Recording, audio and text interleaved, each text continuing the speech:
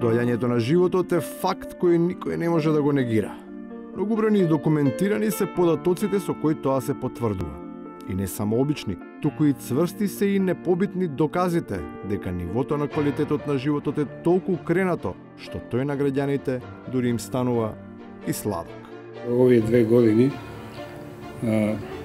рапидно се зголемува бројот на заболени со дијабет.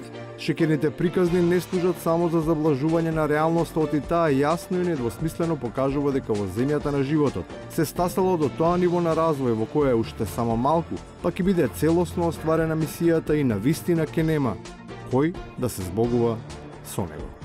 За жал, ние ќе бараме луѓе да го задржиме овдека бројот на население во општина Росома. Ќе ни се иселат, ќе нема кој да умира. Покрај животот се гради и соживот. По оние кои на општество за сите суфлираа радикално спротиставени тези убедувања. Сега, во обид да го подзачистат политичкиот анахронизам кој го застапувале и тие и нивните ментори, не баре агенти, вложувајќи се на пакет аранжман за водно, патем презентираат брошури за верски туризам.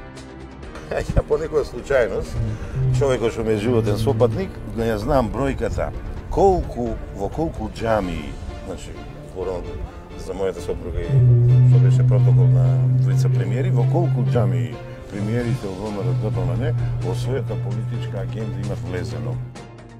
Расте и писменоста, се поголем број македонски граѓани се желни за наука и образование, па дојдено е дури дотаму што потребата да се збогатат со знаење, да се едуцираат со основите на кирилската азбука, ја задоволуваат со скрнавење и на најсветите места. Кога дојдов, има што да видам. Буквите, ето, тоа се тие букви, украдени. Животот ги покажува сите добри страни, па дури и за тоа за кое постои сомнеш дека е стекнато на сомнителен начин, им се враќа на граѓаните. И тоа се прави толку тивко и ненаметливо, што се добива впечаток дека земјата конечно станала хумана, а оние кои што упорно тврдат дека се живее во мрак, самите придонесуваат да светне.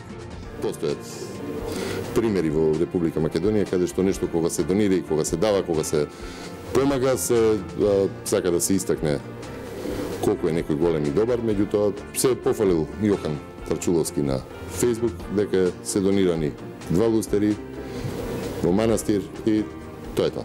И на краја, за тоа дека реликтите од времето кога животот не беше стасан, се уште живи, па од ракавот секогаш може да се извади карта со понуда за работен ангажман во некоја од неговите стари инки.